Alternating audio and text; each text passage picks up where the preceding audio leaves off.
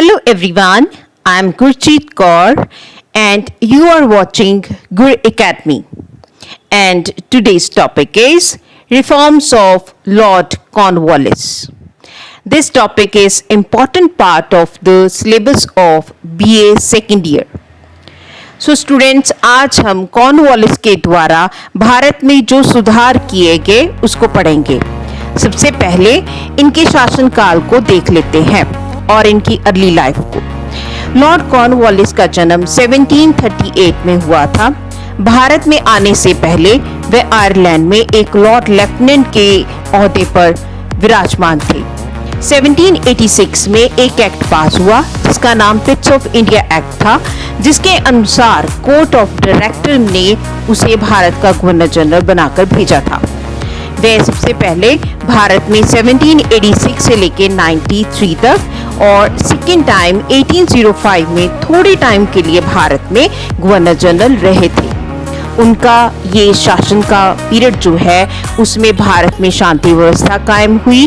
भारत के एडमिनिस्ट्रेशन में बहुत सारे सुधार हुए, जैसे कि न्याय प्रणाली में सुधार, भूमि कर प्रणाली, पुलिस प्रबंध और प्रशासनिक क्षेत्र में बहुत सारे सुधार हुए थे। तो आज हम इसी टॉपिक को पढ़ेंगे कि लॉर्ड कॉर्नवालिस ने भारत में कौन कौन से सुधार किए थे। सबसे पहले हम प्रशासनिक सुधारों को ले लेते हैं। प्रशासनिक सुधारों का मतलब है कि एडमिनिस्ट्रेशन में और कुशलता लाने के लिए जो सुधार किए गए, that was called administrative reforms. तो इन रिफॉर्म्स में सबसे पहले हम बात करेंगे कि भारतीयों को जो हायर डेजिग्नेशन थे उनको वो नहीं दिए गए थे। ये एक एडमिनिस्ट्रेटिव रिफॉर्म नहीं माना जाएगा, बट फिर भी उन्होंने इस चीज को नजरअंदाज नहीं किया था कि भारतीयों को उच्च ओहदे दिए जा सके। सबसे ज्यादा जो है भारतीयों को ज्यादा से ज्यादा सिविल जो एरिया है उसमें मुंसिफ या अमीन या डिप्टी कलेक्टर तक के ओहदे जो है यहाँ तक दिए जाते थे, और ये भी बोला जाता है कई बार उनको वो डेजिग्नेशन भी नहीं दिए जाते थे। उनके बारे में कहा जाता है कि ही यूरोपनाइज्ड द इंडियन एडमिनिस्ट्रेटिव मशीनरी, कि इंडियन एडमिनिस्ट्रेशन मशीनरी में वो सारे ही यूरोपियन को ही रखना चाहते थे, वो भारतीयों को उसमें इंक्लूड नहीं करना चाहते थे। सेकेंड उनका रिफॉर्म है deprived the collectors of the judicial powers. अब प्रशासनिक कुशलता में और अच्छे से वर्क करने के लिए उन्होंने जो जिले के कलेक्टर्स थे उनको न्याय संबंधी सुधार जो है उनसे वापस ले लिए और उनको सिर्फ एक ही काम दिया कि आप अपने डिस्ट्रिक्ट के लैंड रेवेन्यू को ही इकट्ठा करेंगे। देन थर्ड रिफॉर्म है administrative reform to check corruption in the increasing salaries. अब इस समय जो है बहुत सारे अधिकारियों ने अपनी एक्स्ट्रा इनकम बढ़ाकर जो है भ्रष्टाचारी ढंग से बढ़ानी शुरू कर दी थी। जैसे हम एग्जांपल लें, बनारस के अंग्रेज रेजिडेंट की ईयरली सैलरी 1350 पाउंड है, पर उसकी ऊपर से जो इनकम है that was near about 40,000 pound. तो ये चीज लॉर्ड कॉर्नवालिस के लिए बहुत ज्यादा प्रॉब्लम वाली थी कि क्यों ये लोग एक्स्ट्रा मनी लेके ये अपने ही एक कंपनी का नुकसान कर रहे हैं। तो इसको सॉल्व करने के लिए he had taken 2-3 points. First point is कि उन्होंने जो है जो कंपनी के एम्प्लॉइज हैं उनके लिए प्राइवेट ट्रेडिंग को खत्म कर दिया। सेकेंडली उन्होंने भारतीय शासकों या व्यापारियों से जो ये अधिकारी गिफ्ट लेते थे उसके लिए उनको जो है बंद कर दिया कि आप किसी भी भारतीय अधिकारी से कोई भी गिफ्ट नहीं लेंगे।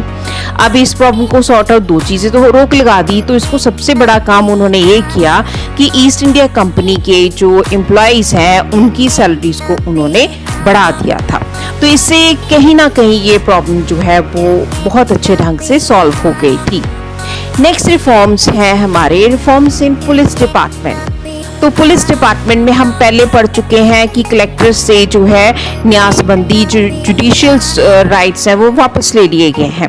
अब उन्होंने यहाँ पर पुलिस से संबंधित जो है बहुत सारे सुधार किए। कहते कि उन्होंने वेल ऑर्गेनाइज्ड पुलिस डिपार्टमेंट को जो है संगठित किया था, जिसको आजकल हम एसएचओ कहते हैं। उस समय उस अधिकारी को दरोगा बोला जाता था। जो दरोगा होता था वो डिस्ट्रिक्ट लेवल पर जो भी प्रॉब्लम्स आती थी उसको सॉर्ट आउट करता था। और उसकी सहायता के लिए सुप्रिटेंडेंट ऑफ पुलिस होता था, या जिसको हम एसएसपी कहते हैं, जो आमतौर पर कोई अंग्रेज या यूरोपियन ही होता था। इस डेजिग्नेशन पर भारतीयों को अपॉइंट नहीं किया जाता था। नेक्स्ट है जुडिशियल रिफॉर्म्स। तो जुडिशियल रिफॉर्म्स में he was the first person जिसने बहुत अच्छे सुधार किए थे।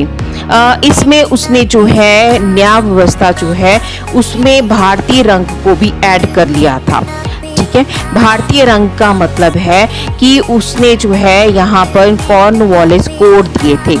कॉर्नवालिस कोड का अर्थ है कि उस समय भारतीय न्याय प्रणाली में कुछ सुधार किए गए और कुछ कानूनों का संग्रह तैयार किया गया। Codification of laws that was called Cornwallis code.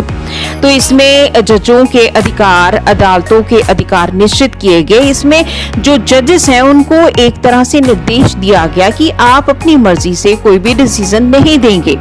आप ये सिर्फ देख लें कि धार्मिक सामाजिक परंपराएं हैं उसको फॉलो करते हुए या अपनी मन मर्जी से कोई डिसीजन देंगे, दैट वाज रॉन्ग। तो आपने सब एस्पेक्ट्स को जो है इकट्ठे करना है, then you will give the decision.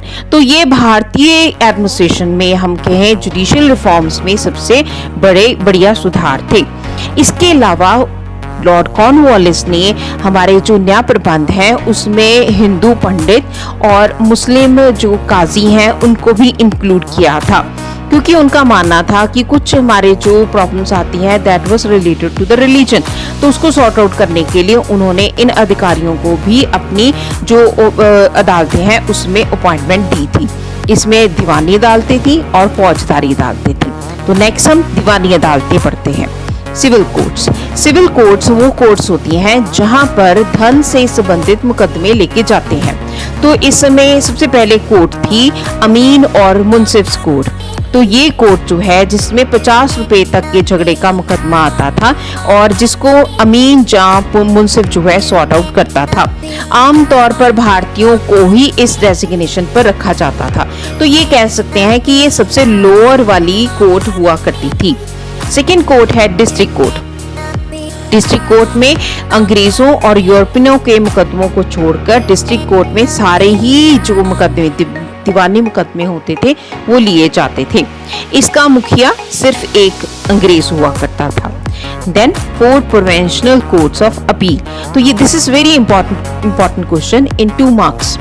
तो ये पूछ लिया जाता है कि कौन सी लॉर्ड कॉर्नवालिस ने 4 प्रांतिक अदालतें स्थापित की गई थी। एक तो ये क्वेश्चन पूछा जाता है। इसके अलावा कॉर्नवालिस कोड क्या था, ये भी 2 मार्क्स में बहुत ही इंपॉर्टेंट है। तो 4 प्रांतिक अदालतें हैं, कलकत्ता, मुर्शिदाबाद, ढाका, पटना। इनमें जो मुख्य जज हुआ करते थे वो अंग्रेज हुआ करते थे, पर प्रांतिक अदालतों में अंग्रेज जज सहयोग देने के लिए, उनकी सहयोग देने के लिए, जैसे मैं पहले बता चुकी हूँ कि काजी, एक मुफ्ती और एक पंडित अपॉइंटेड होते थे। और प्रांत में 3 अंग्रेज जज होते थे और इन जो 3 व्यक्ति काजी, मुफ्ती और पंडित की एडवाइस से जो है सोल्यूशन देखा जाता था और जजमेंट दी जाती थी। नेक्स्ट अदालत है सदर दीवानी अदालत।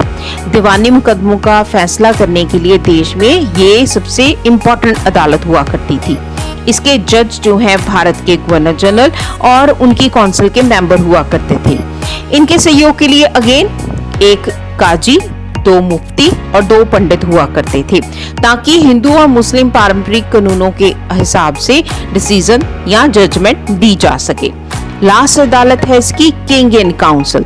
तो यहाँ पर 5,000 रुपए से ज्यादा प्रॉपर्टी से संबंधित जो भी मुकदमे होते थे यहाँ पर जाते थे और कहते कि सदर दीवानी अदालत के फैसले के पश्चात इसकी अपील इंग्लैंड में सम्राट की काउंसिल में ही की जा सकती थी। तो ये होगी हमारी दीवानी अदालतें। नेक्स्ट है फौजदारी कोर्ट्स। फौजदारी कोर्ट्स में सबसे पहले कोर्ट आती है कोर्ट ऑफ दरोगा। कोर्ट ऑफ दरोगा में प्रधान है दरोगा जो कि भारतीय हुआ करते थे। ये लोअर लेवल की होगी। फौजदारी अदालतें कौन सी होती हैं? जहां पर जो कोई लड़ाई झगड़ा या कोई मर्डर इससे रिलेटेड जो है केसेस आते हैं। तो दरोगा में थाने के जो प्रधान है उसको दरोगा कहते थे। इसमें भारतीय ही अपॉइंटेड होते थे। देन जिला फौजदारी अदालत या डिस्ट्रिक्ट कोर्ट। तो डिस्ट्रिक्ट कोर्ट में डिस्ट्रिक्ट्स में जितने जो है आया करते थे, प्रॉब्लम्स आया करती थी, उसको टैकल किया जाता था, जिसका जज अगेन एक अंग्रेज हुआ करता था। इसमें कौन से आ जाएंगी प्रॉब्लम्स? जो दरोगा की अदालत से डिसीजन से लोग सेटिस्फाइड नहीं है, वो जिला फौजदारी अदालत में अपील कर सकते हैं। देन आगे 4 सर्किट कोर्ट्स। हम पीछे पढ़ के हटे हैं दीवानी अदालतों में कि 4 प्रांतिक अपील अदालतें। तो फौजदारी में कौन सी होगी? 4 सर्किट कोर्ट्स। तो ये अगेन कलकत्ता, मुर्शिदाबाद, ढाका और पटना में थी। ये सेम ही है जो कि हम पीछे पढ़ के हटे हैं दीवानी अदालतों में। 4 प्लेसेस सेम है जहां पर फौजदारी अदालतें इस्टेब्लिश की गई हैं। तो इसमें अगेन अंग्रेज ही जज हुआ करते थे और पीछे से जो जिला फौजदारी अदालत से डिसीजन से लोग सेटिस्फाइड नहीं हुए हैं, वो यहाँ पर आते थे और उनकी अपील को सुना जाता था। और इन अदालतों से मौत की सजा से पहले सदर निजामत अदालत से मंजूरी लेनी पड़ती थी। देन है हमारे पास सदर निजामत अदालत। पीछे हम पढ़ के हटे हैं सदर दीवानी अदालत, तो यहाँ पर है नाम थोड़ा सा फर्क हो गया, सदर निजामत अदालत। तो इसमें सर्वोच्च अदालत है ये, ठीक है। और प्रांतिक पद्धति से जो आने वाले जो भी प्रॉब्लम्स है यहाँ पर सुना जाता है। अंग्रेज जज हैं, उनकी सहायता के लिए भारतीय, मुसलमान और हिंदू सहयोगी भी यहाँ पर है। देन है पेनल कोड। कॉर्नवालिस ने सजा विधान को थोड़ा सा नरम किया था और कुछ कठोर सजाएं जैसे कि हाथ पैर काट देना, अपराधी को जो है फिजिकली टॉर्चर करना और टॉर्चर करके उसको मार देना, ये सब चीजें उसने खत्म कर दी थी। तो ये तो हो गए रिफॉर्म्स। अब एक और रिफॉर्म है, that was land revenue reforms. Land revenue reforms Bharat में लॉर्ड कॉर्नवालिस ने स्थायी बंदोबस्त के रूप में शुरू किए थे। हम पीछे पढ़ चुके हैं कि 1764 में बक्सर की बैटल के बाद अंग्रेजों ने बंगाल, उड़ीसा और बिहार की जो है दीवानी अधिकार प्राप्त कर लिए थे। दीवानी अधिकार का मतलब है भूमि कर इकट्ठा करने का अधिकार उन्होंने प्राप्त कर लिया था। अब भूमि कर जो है वो अमीन नामक भारतीय अधिकारी इकट्ठा करते थे, अंग्रेज जो है फिर उनके पास जमा करवाया जाता था। पर इससे बहुत सारी प्रॉब्लम्स आती थी कि कई बार जो है लैंड रेवेन्यू पहुंचता ही नहीं था। 1717 में इससे रिलेटेड जो है पहले 5 इयर्स की जो ठेके की प्रणाली थी उसकी जगह पर 1 साल का ठेके की प्रणाली को प्रचलित किया गया, पर ये समस्या सॉर्ट आउट नहीं हुई। तो हम सबसे पहले देखते हैं कि क्या डिफेक्ट्स थे, defects in the pre Cornwallis land revenue system. कौन कौन सी प्रॉब्लम्स थी जो कि लॉर्ड कॉर्नवालिस से पहले भूमि कर बंदोबस्त में थी। सबसे पहले जिम्मेदार ज्यादा बोली लगा देते थे। इसका मतलब ये है कि जैसे हम कहते हैं ना कि कोई जमीन ठेके पर देना, आज भी जमीनें ठेके पर दी जाती हैं, तो सबसे ज्यादा जो बोली लगाता है उसको जमीन दे दी जाती थी। तो उस समय क्या होता था, जागीरदार या जिम्मेदार जो ज्यादा बोली लगा देता था उसको जो है जमीन दे दी जाती थी।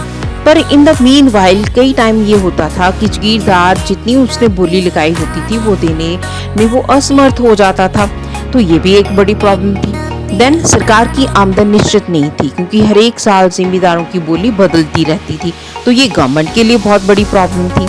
देन इसके अलावा इजारेदार जिनको ठेके पे जमीन दी गई है वो क्या करते थे कि किसानों से ज्यादा लगान वसूल करते थे, जिसके कारण किसानों को भी प्रॉब्लम आ रही थी। तो हमने 3 प्रॉब्लम्स पढ़ ली, पहले जिम्मेदार की प्रॉब्लम, फिर गवर्नमेंट की, अब किसान की प्रॉब्लम आने शुरू हो गई और जिम्मेदारों ने किसानों का शोषण करना शुरू कर दिया। अब इस सिस्टम को सुधारने के लिए गवर्नमेंट को कुछ ना कुछ करने की जरूरत थी, तो इसलिए जो है लैंड रेवेन्यू रिफॉर्म्स किए गए, जिसको हम कहते हैं स्थायी बंदोबस्त या परमानेंट सेटलमेंट ऑफ बंगाल। तो 3 problems of land revenue system आ जाती हैं। सबसे पहले अब 3 प्रॉब्लम्स पढ़ लेते हैं कि जब लॉर्ड कॉर्नवालिस ने इसके ऊपर वर्किंग करनी शुरू की तो उसके सामने 3 समस्याएं आई। सबसे पहली क्या है कि भूमि कर इकट्ठा करने के लिए समझौता किससे किया जाए, किसान से या जिम्मेदार से, तो ये भी बड़ी प्रॉब्लम थी। दूसरी, राज को पैदावार का यानी प्रोडक्शन का कितना पार्ट लगान के रूप में दिया जाना चाहिए जिससे ब्रिटिशर्स को कोई नुकसान ना हो। थर्डली, ये समझौता स्थायी रूप में किया जाए या कुछ ईयर्स के लिए किया जाए, यानी कि ठेके के रूप में किया जाए। तो 3 प्रॉब्लम्स थी। तो लॉर्ड कॉर्नवालिस ने इन 3 प्रॉब्लम्स को सॉर्ट आउट करने के लिए उन्होंने एक रेवेन्यू बोर्ड एस्टैब्लिश किया। तो ये भी बहुत इंपॉर्टेंट क्वेश्चन 2 मार्क्स में आ जाता है कि लॉर्ड कॉर्नवालिस ने माल बोर्ड या रेवेन्यू बोर्ड जो है उसके मेंबरों के बारे में बताएं। तो इनके मेंबर सबसे पहले है Charles grant, John Shore second one, और थर्ड वन है स्टुअर्ट। तो इन्होंने जो है एडवाइस की लॉर्ड कॉर्नवालिस को कि भूमि कर जिम्मेदारों के द्वारा ही इकट्ठा करने दिया जाए। 1790-91 में वसूल किए गए लगान की दर से भूमि कर इकट्ठा किया जाए। थर्डली, भूमि कर या तो हम ईयरली इकट्ठा कर सकते हैं या ये हो सकता है कि 5 इयर्स के आधार पर भूमि कर लिया जा सकता है। तो इस सेटलमेंट को कहा जाता था परमानेंट सेटलमेंट ऑफ बंगाल। अब हम पढ़ते हैं कि इस स्थायी बंदोबस्त की विशेषताएं क्या है। अब ये जो रेवेन्यू बोर्ड है उसने अपनी जो एडवाइस करने के बाद लॉर्ड कॉर्नवालिस ने ये जो समझौता है 1790 में 10 इयर्स के लिए करने के बारे में प्लानिंग करनी शुरू कर दी। तो 1793 में इसको स्थायी बंदोबस्त के रूप में देखा गया, जो कि 10 इयर्स के लिए किसान जिम्मेदारों के साथ किया गया था। सबसे पहले इसकी विशेषताओं को देख लेते हैं। सबसे पहले विशेषता है कि कंपनी ने जिम्मेदारों को स्थायी रूप में भूमि का स्वामी मान लिया था। अब आपने जिम्मेदारों को 10 ईयर के लिए बोली लगाने के बाद जमीन देनी है, तो अब जो कंपनी है उसने मान लिया था कि ये जो जमीन जो हम आपको 10 इयर्स के लिए दे रहे हैं, आप इसके परमानेंट मालिक हैं। भूमि कर उनमें से पैतृक अधिकार को भी स्वीकार उन्होंने कर लिया था। देन जिम्मेदार भूमि खरीद सकते हैं या बेच सकते हैं। इससे पहले भारतीयों को ये अधिकार प्राप्त नहीं था। देन भूमि का स्थायी रूप में 1790-91 की दर से एक बार निश्चित किया जाएगा और उसी हिसाब से जिम्मेदार ईयरली जो है भूमि कर सबमिट करवाएंगे अंग्रेजों के पास। किसानों और कंपनी में कोई सीधा संपर्क नहीं होएगा और ये एक तरह से हम कहें कि जिम्मेदार किसान और कंपनी के बीच में मीडिएटर का काम करेंगे। अगर निश्चित भूमि का जिम्मेदार जमा नहीं करवाता है तो बिक्री कानूनों के अनुसार उसकी जमीन बेचकर जितना टैक्स बनता है वो गवर्नमेंट वसूल करेगी। देन इस प्रणाली को पहले बंगाल, बिहार में लागू किया गया, बाद में उड़ीसा और उत्तरी सरकार और बनारस के क्षेत्रों में इसको लागू किया गया था। ये भी क्वेश्चन आ जाता है 2 मार्क्स में कि इस प्रणाली को कहाँ लागू किया गया था। अब होगी इसकी विशेषताएं कि कैसे इन्होंने जो है इसकी प्लानिंग की थी। अब देखते हैं कि इसके फायदे क्या हुए। सबसे पहला जो फायदा हुआ, सरकार की आमदनी निश्चित हो गई। हम जैसे घर में सोचते हैं ना कि इतना हमारी सैलरी है, इतनी हमारे खर्चे हैं, तो इतनी सेविंग करेंगे। तो परमानेंट अगर हमारी सैलरी है तो उस हिसाब से हम सारी प्लानिंग करते हैं। वैसे ही गवर्नमेंट की आमदन जब निश्चित हो गई तो उस हिसाब से सरकार ने अपना बजट बनाना काम आसान हो गया। देन सरकार भूमि कर इकट्ठा करने संबंधी मामलों में पूरी तरह निश्चित हो गई, क्योंकि उनको पता था कि जिम्मेदार भूमि कर इकट्ठा करेंगे, करके वो अपने पास रखेंगे। उससे पहले जो बोली लगाए हुए पैसे हैं वो हमें सबमिट करवा देंगे और सरकार को हर साल का ये झंझट खत्म हो गया। 5 साल की जगह पर 10 सालों का ये बंदोबस्त स्थापित हो गया। तो एक तरह से ये सरकार के लिए प्रॉब्लम सॉर्ट आउट हो गई थी। और इसके साथ साथ क्योंकि जिम्मेदारों को ये पता था कि 10 सालों के लिए जमीन हमारे पास है, इवन हम इसी जमीन के मालिक हैं, तो उन्होंने लैंड रेवेन्यू को जो अपनी आमदन बढ़ाने के लिए उन्होंने लैंड की प्रोडक्शन बढ़ाने के ऊपर जोर देना शुरू कर दिया। इससे कृषि का भी सुधार होना शुरू हो गया और इससे बंगाल और भी खुशहाल प्रांत बन गया, व्यापार बहुत अच्छा होना शुरू हो गया। तो इस तरह ये सारे हो गए इसके गुण। अब हम कुछ देखते हैं कि कुछ डीमेरिट्स भी थी। सबसे पहले डीमेरिट्स कि ये जिम्मेदारों के हित के लिए था। जिम्मेदारों के एक तरह से कहें कि वो सरकार और किसानों के बीच में सीधा संपर्क टूट गया और जिम्मेदार जो है जिनको 10 साल पहले जो है एक अमाउंट जमा करवाना पड़ेगा, जमीन उनकी जितनी चाहे वो प्रोडक्शन बढ़ा लें और अपना फायदा सोच सकते हैं। अब इससे क्या हुआ कि एक तरह से जिम्मेदारों ने किसानों का शोषण करना शुरू कर दिया। उन्होंने उनसे लैंड रेवेन्यू ज्यादा इकट्ठा करना शुरू कर दिया। कुछ जिम्मेदारों ने तो क्या किया कि अपनी जो ज़मीनें हैं वो कुछ और व्यक्तियों को देकर शहर में जाके रहना शुरू कर दिया। उससे स्थिति और भी ज़्यादा खराब हो गई। इस सिस्टम को हम कहते हैं एब्सेंटी लैंडलॉर्ड, जो कि हम कहें कि जिन्होंने जिम्मेदारों ने नगरों में जाकर बसने का एक तरह से प्लानिंग करनी शुरू कर दी और अपनी ज़मीन जो है गांव में कुछ व्यक्तियों को सौंपकर जो है बाहर चले गए थे। अब एक और नुकसान कंपनी को भी हुआ। कंपनी को नुकसान कैसे हुआ? जैसे कि हम ये सोचें कि 10 साल में हमारी इनकम इतनी ही रहेगी, इसमें कोई इंक्रीमेंट नहीं होगी, तो 10 इयर्स के लिए वही अमाउंट है, उसी में वर्किंग करनी है, तो हर चीज की कीमतें भी बढ़ती हैं। तो कंपनी के लिए ये जो समझौता था वो भी घाटे का सौदा साबित हुआ था। देन किसानों के लिए तो ये प्रणाली है ही दुखदायक थी, क्योंकि उनको बहुत सारा भूमि कर जिम्मेदारों को देना पड़ता था। इसके अलावा जो है इस प्रणाली से धीरे धीरे जो है जिम्मेदार शक्तिशाली होते गए और गरीब किसान और ज्यादा गरीब होते गए। तो ये स्थिति जो है एक तरह से बंगाल, बिहार, उड़ीसा के लिए बड़ी खतरनाक साबित हुई और कहते हैं कि इस सिस्टम को जो है लास्टली खत्म कर दिया गया था और इन्हीं एरियाज में इस सिस्टम को लागू किया गया था। सो ये तो थे रिफॉर्म्स ऑफ लॉर्ड कॉर्नवालिस। आज के लिए बस इतना ही। All the very best. Thank you.